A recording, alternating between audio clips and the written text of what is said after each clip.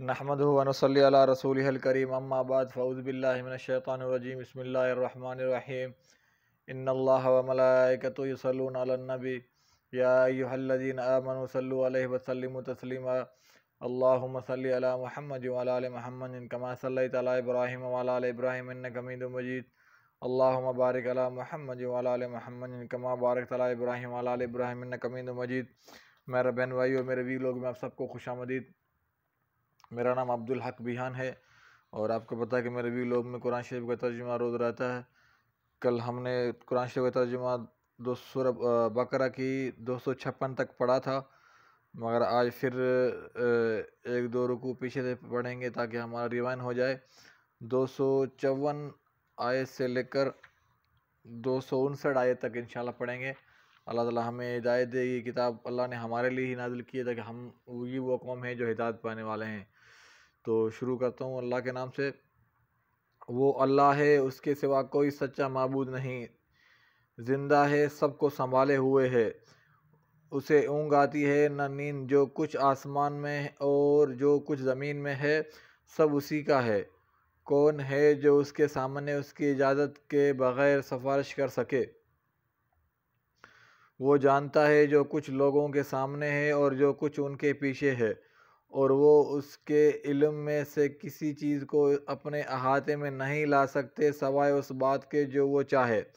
اس کی کرسی نے آسمانوں اور زمین کو گھیر رکھا ہے اور اسے ان دونوں کی حفاظت تھکاتی نہیں، اور وہ بلند تر نہایت عظمت والا ہے۔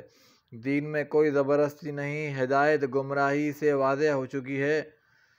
پھر جو شخص طاغوت کا انکار کرے اور اللہ پر ایمان لے آئے تو یقیناً اس نے ایک مضبوط کڑا تھام لیا جو ٹوٹنے والا نہیں، اور اللہ خوب سننے والا، خوب جاننے والا ہے۔ اللہ ان لوگوں کا دوست ہے جو ایمان لائے، وہ ان کو اندھیروں سے نکال کے روشنی کی طرف لاتا ہے، اور وہ لوگ جنہوں نے کفر کیا ان کے دوست طاغوت ہیں۔ وہ انہیں روشنی سے نکال کر اندھیروں کی طرف لے جاتا ہے، وہی لوگ دوزخی ہیں، وہ اس میں ہمیشہ رہیں گے۔ کیا آپ نے اس شخص کو نہیں دیکھا جس نے ابراہیم علیہ السلام سے اس کے رب کے بارے میں اس لیے جھگڑا کیا کہ اللہ نے اسے بادشاہی دے رکھی تھی؟ جب ابراہیم علیہ السلام نے کہا میرا رب وہ ہے جو زندہ کرتا ہے اور مارتا ہے، اس نمرود نے کہا میں بھی زندہ کرتا ہوں اور مارتا ہوں، نعوذ باللہ۔ ابراہیم علیہ السلام نے کہا بے شک اللہ تو سورج کو مشرق سے نکالتا ہے، تو ذرا اسے مغرب سے نکال کر دکھا۔ چنانچہ وہ ہکا بکا رہ گیا جس نے کفر کیا تھا، اور اللہ ان لوگوں کو ہدایت نہیں دیتا جو ظالم ہیں۔ یا اسی طرح اس شخص کو نہیں دیکھا جو ایک بستی سے گزرا اور وہ اپنے چھتوں پہ گرے پڑے تھے، اس نے کہا اللہ اس بستی کو کیسے زندہ کرے گا اس کی موت کے بعد؟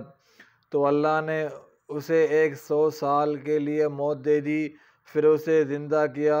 اللہ نے پوچھا تو کتنی دیر یہاں رہا ہے؟ اس نے کہا 1 دن یا دن کا کچھ حصہ۔ اللہ نے فرمایا نہیں، بلکہ تو موت کی حالت میں 100 سال رہا۔ البتہ تو اپنے کھانے اور پینے کے سامان کے طرف دیکھ، وہ بالکل سڑا بسا نہیں۔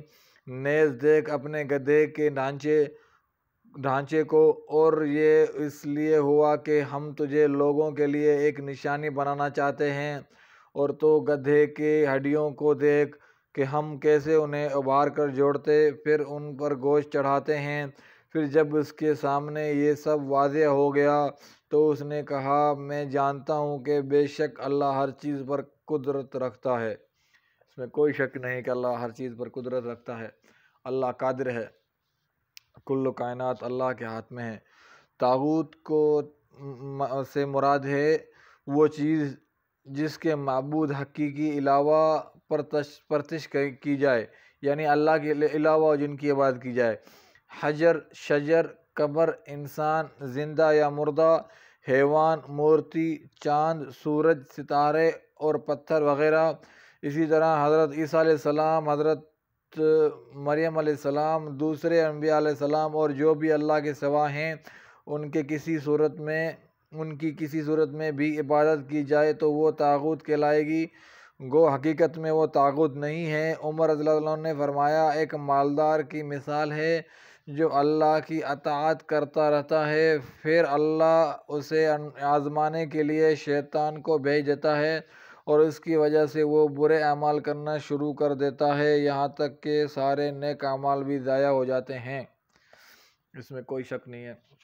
تو اللہ تعالیٰ سے دعا ہے کہ اللہ ہمیں بڑے امتحان میں نہ ڈالے، اور چھوٹے چھوٹے امتحان جتنے ہم کمزور ہیں، اور اللہ ہمارے اعمال جانتا ہے، اور اللہ سے یہی درخواست ہے کہ ہم سب کو اللہ تعالیٰ 5 وقت نماز کی توفیق عطا فرمائے، اور اللہ تعالیٰ آپ سب کو صحت تندرستی عطا فرمائے۔ جو یوٹیوب کی نسبت مجھ سے جڑے ہوئے ہیں ان سب کو اللہ تعالیٰ صحت تندرستی عطا فرمائے، پوری امت مسلمہ کو بلکہ، اور بے اولادوں کو اللہ تعالیٰ صالح اولاد عطا فرمائے، اور جن کو اولاد ہے اللہ تعالیٰ ان کو اپنے ماں باپ کی خدمت، عزت، احترام کرنے کی توفیق عطا فرمائے، اور بے روزگاروں کو اللہ تعالیٰ رزق حلال عطا فرمائے۔ میں ابھی آپ کے ساتھ ایک چیز شیئر کرنا چاہتا ہوں۔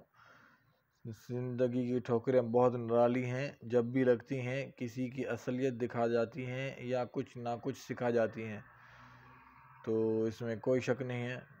زندگی حالات انسان کو سکھاتے ہیں، اور حالات سے کئی چیزیں جو کتابوں سے نہیں ملتے وہ حالات سے سیکھ جاتا ہے انسان۔